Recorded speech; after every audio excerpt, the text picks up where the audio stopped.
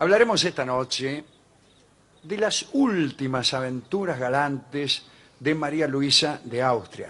María Luisa de Austria es la segunda esposa de Napoleón Bonaparte, la que vino después de Josefina, cuando ya Napoleón era emperador y repudió de arriba abajo a Josefina porque no le daba descendencia. Entonces, para buscar un hijo, se casó tan luego con la hija de sus peores enemigos, los Habsburgo. Los Habsburgo. Muy bien. Era una muchacha bastante aficionada a los placeres como cualquiera de nosotros. Y este episodio que contaremos tuvo lugar tiempo después del fin de su relación con Napoleón, incluso cuando el emperador ya había muerto. Lo que contaremos ocurrió incluso después de la muerte del segundo esposo de María Luisa, el general austríaco Neipperg. Bien, hablemos del tercer matrimonio de María Luisa. El obispo, el señor de Bombels, tenía 3 hijos. Se explica porque el obispo no había recibido las órdenes sagradas hasta los 65 años, después que murió su mujer. Entonces se hizo ordenar. Ordenar, sí, creí que decía ordeñar, hubiera sido espantoso. También, pero bueno. Antes de ser obispo había sido oficial de mosqueteros y había sido embajador de Francia en varios lugares. Uno de sus hijos, que había emigrado a Austria, era lugarteniente del ejército austríaco, se llamaba Carlos de Bombels. Cuando María Luisa enviudó del general Neipperg, viajó a Parma y allí se convirtió en la duquesa de Parma, bla, bla, bla. Fenómeno. El canciller Metternich envió a Carlos de Bombels a Parma. Iba en calidad de jefe de tropa y como duquesa de Parma, María Luisa recibió en una fiesta a distintos jefes. Cuando lo vio a Carlitos de Bombels, se enamoró inmediatamente y le escribió a una amiga confesándole que había visto a un hombre que reunía todo lo que ella deseaba. Muchas mujeres no pueden estar sin escribirle a una amiga para contarle que han visto a un hombre que tenía todo lo que ellas deseaban. Claro, una y otra vez. Casi todas las cartas, al menos eso me parece a mí, a eso les parece a los hombres. Los hombres creen que las mujeres se pasan escribiendo cartas a sus amigas en las que les dicen que han visto un hombre que tenía todo lo que ellas deseaban, y aún más creen los hombres, creen ser ese hombre. Bueno, es mucho creer. Sí, vamos, muchachos. Un hombre es una persona que cree demasiadas cosas. Sí, María Luisa decidió seducir al soldado y llevarlo cuanto antes a su aposento con el propósito de alborotar frazadas. Bueno, y empezó a dar a cada rato fiestas y recepciones y lo invitaba al tipo. Desde el momento en que llegaba Carlos, ella lo miraba insistentemente y cuando las miradas se cruzaban, ella sonreía. Y Carlos supo que algo estaba sucediendo, especialmente cuando en una oportunidad fue el único invitado a una recepción. Además, ella lo recibió con un vestido que al parecer no dejaba nada librado a la imaginación. Esa noche se hicieron amantes y desde allí Charles de Bombels la visitó todas las noches, una tras de otra. Finalmente, el 17 de febrero de 1834, se casaron secretamente. Secretamente, no el uno para el otro. No, claro. Ellos lo sabían, pero el resto no. Charles de Bombels, esto es interesante, doctor, se quejó muy pronto de la lujuria de su esposa. Le escribió a un amigo. Tengo la carta, tenemos la carta. Sí. ¿A dónde? Aquí está. Conserva la carta y la tenemos. Está bastante bien. Le escribió Charles de Bombels a un amigo, dice. Sí. Cada noche creo que debo honrar a varias mujeres. A la viuda de Napoleón, a la viuda de Neipperg, a la hija del emperador, a la archiduquesa de Austria, a la ex emperatriz de los franceses, a la duquesa de Parma y por último a mi esposa. Esto es demasiado para un hombre.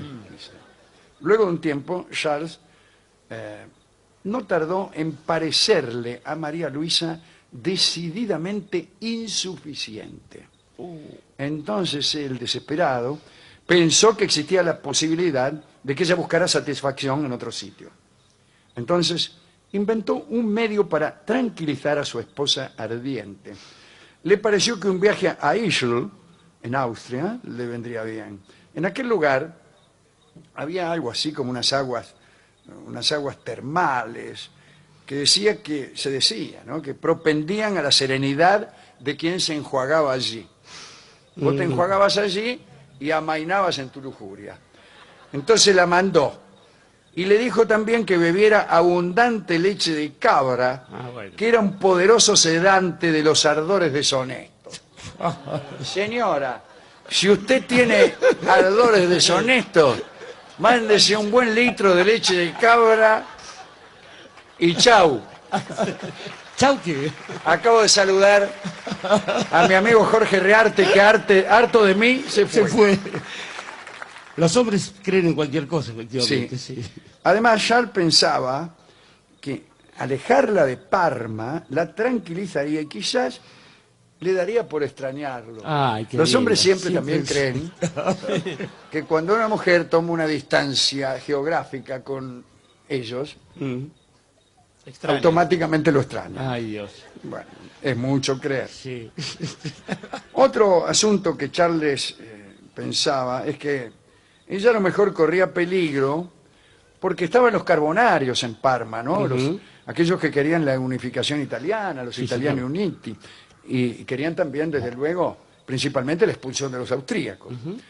Por ello, entonces, Carlos le dijo a Luisa que iba a montar una guardia permanente en las puertas de su habitación. Anda. Carlos recomendó entonces a los hombres que iban a vigilar la virtud de su mujer que no dejaran entrar a ninguno a la habitación de María Luisa, so pena de ir a prisión, ellos. Sí, claro. Bien. Bueno, unos días después, María Luisa saludó con un casto beso a su esposo y se las tomó a Austria. Por la noche hizo un alto en una posada y, siguiendo las órdenes recibidas, un guardia se instaló en la tapuerta. Allá por la medianoche, cuando el guardia dormía con la cabeza apoyada en el fusil, un leve ruido lo sobresaltó. Y vio en la puerta a María Luisa en camisón, con un dedo en la boca y haciendo señales con el otro dedo de que entrase. Qué sofisticada. Sí, en no el gesto. crean. El muchacho dudó un momento y entró. Sí. Media hora después salió sin aliento y fue a buscar a uno de sus camaradas que estaba en el fondo del corredor. El segundo guardia también fue invitado por María Luisa y lo mismo sucedió 5 veces hasta la mañana. Los 5 guardias que debían encargarse del cuidado de la duquesa de Parma entraron en la habitación sucesivamente. Bueno, se sabe. La noche siguiente, luego de haber llegado a Ischl, sucedió lo mismo.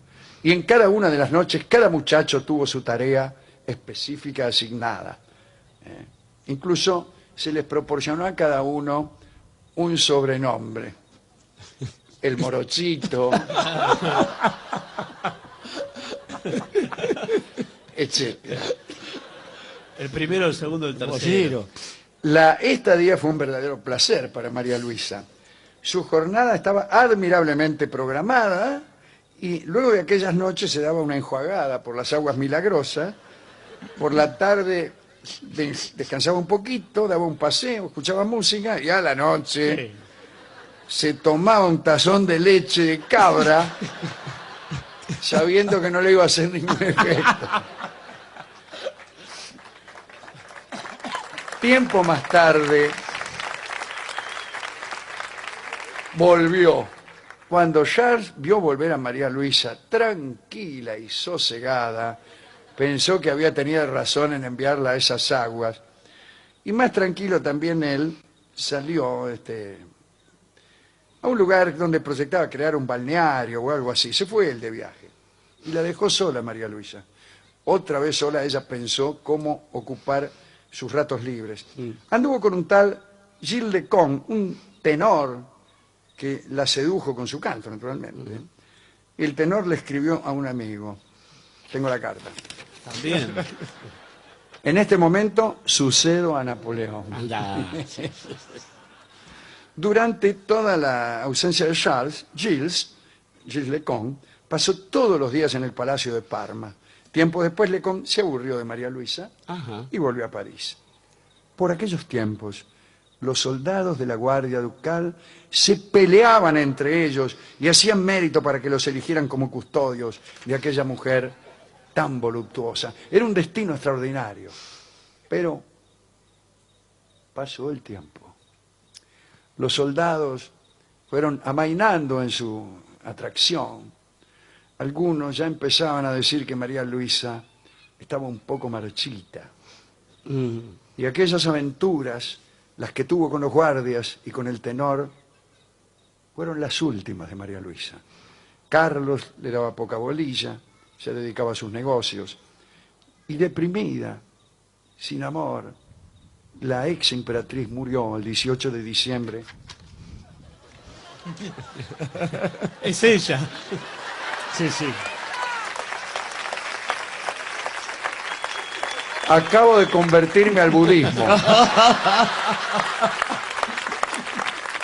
Le explico a los oyentes que el espíritu de María Luisa de señor. Austria me arrebató de las manos el papel que yo estaba leyendo, con lo cual todos nosotros, muchos escépticos desde luego, Sí, metiéndose un dedo en la boca le nos dijo al hemos público. convertido en creyentes. Sí, señor. Murió en 1847 a los 56 años. Sí. Es una historia graciosa, parece alegre así formulada, pero cuando es la última historia, cuando a eso sobreviene el aburrimiento de los amantes, la historia toma un carácter triste que no tenía. Atención, oh amigos, que andamos por ahí de aventuras. Hasta la aventura más divertida se torna melancólica si resulta que es la última. Ciertamente, si tiene ese carácter crepuscular, Alejandro. Estaba pensando curiosamente que en el año en que deja este mundo María Luisa, en estas tierras, en estos pagos, estábamos protagonizando nada menos que la gesta de Obligado, ¿no? Así es, Frente a en esos el bloqueo anglo-francés. anglo-francés, frente a esos imperios que habían suplantado al del marido de María Luisa. María Luisa no es una mujer que le caiga bien de todo a este programa. Fíjese una cosa, en principio. Diríamos que oscila entre el modernismo y el romanticismo como una parodia de ambos, ¿no? Porque por un lado celebra la belleza masculina y la celebra de un modo frívolo, si se quiere, ¿no? Y por otro lado celebra la fuerza de la naturaleza, como los románticos, y finalmente no termina haciendo ninguna de las dos cosas, porque se parece mucho más a un libertino, a un hombre, a un varón que lo único que quiere es acumular las proezas en términos de número de las Y mujeres. ya se sabe lo que conoce. pensamos aquí de los varones. De los varones, exactamente. Son gente que cree todo. Después pensaba también en esta especie de extraño marido de corolario de una vida. Ella estuvo casada con nuestro amigo Napoleón Bonaparte, con el emperador, Con Napier, que Estuvo también... casado con él porque también era un hombre de honor. Y que este hombre, después de haber sido fatigado por el fervor amoroso, y no me importa si era una ninfómana, tenía derecho, era la emperatriz de Austria, después de todo, digo, la esposa de Napoleón, que el tipo dijese, ay, vengo de estar con la esposa de Napoleón, la viuda de Napier, eso demuestra la bajeza del tipo. Sí, señor. Sí, andar contándoselo a sus amigos. Sí, ya me puso de mal humor Sí, usted. y creer que con un litro de leche de cabra, etcétera, Sí, claro. y en las termas, ¿por qué no vas a merendar a Ese Copahue? Le tipo dice. de un hombre. De un hombre en el peor sentido. En el peor Quiero sentido. decir, un hombre de la televisión. Bueno, usted lo discute. Digo, de esos que aparecen por televisión, hablando. Hablándose de sus- A fulana nunca le dije nada, no Sí. le prometí, yo, hombre, que sí. Por Mire, favor. Mire si uno va a salir por televisión diciendo lo que le dijo a su novia, o lo peor, lo que su novia le dijo a usted. No le van a dar un puesto a usted. Yo no salgo porque a mí me dicen cosas horribles. El día que alguna me diga una cosa linda, me voy directamente, ¿cómo se llama? Insaciable. Este es no, ella. Intratable. Ah, bueno, uno de esos. Insufrible. Bueno, no importa cómo se llame. Digo que de todos modos la vida de esta mujer, ya una señora que había vivido mucho, empieza a parecerse a la canción esa del elefante. Como veían que resistía, fueron a buscar a un camarada. Y esto no puede ser, digo, en una princesa como ella, algo para festejar. Digamos que, por otra parte, Hay otra cosa que me molesta en la historia y es que se ve a una mujer como María Luisa de Austria diciendo que en algún momento empezó a marchitarse. Quiero decir, en principio, a esos soldados habría que fusilarlos a todos por falta de lealtad.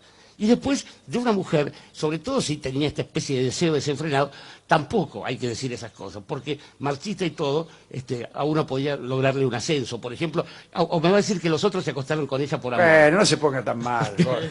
Usted Por me eso- parece que habla de envidia. Sí, le cayó mal. Nada me gustaría más que hubiese una mujer con tanto poder y tanta historia que despertase su amor directamente cuando escuchase apenas el resonar, un eco de un taquito militar.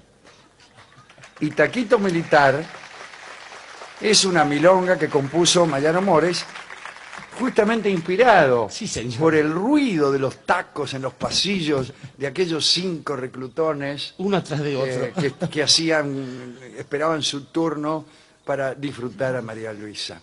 Quizá no lo ha dicho con suficiente claridad Mariano Mores, no tiene letra, en general no tiene letra, Taquito Militar, cuando la tiene es una letra tardía y que habla de otras cosas.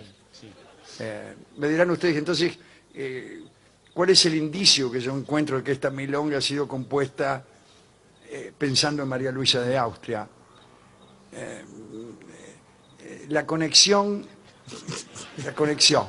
en la que yo no creía hasta que el espíritu de la mencionada mujer me arrebató el papel de las manos. Escuchamos Taquito Militar por Mariano Mores.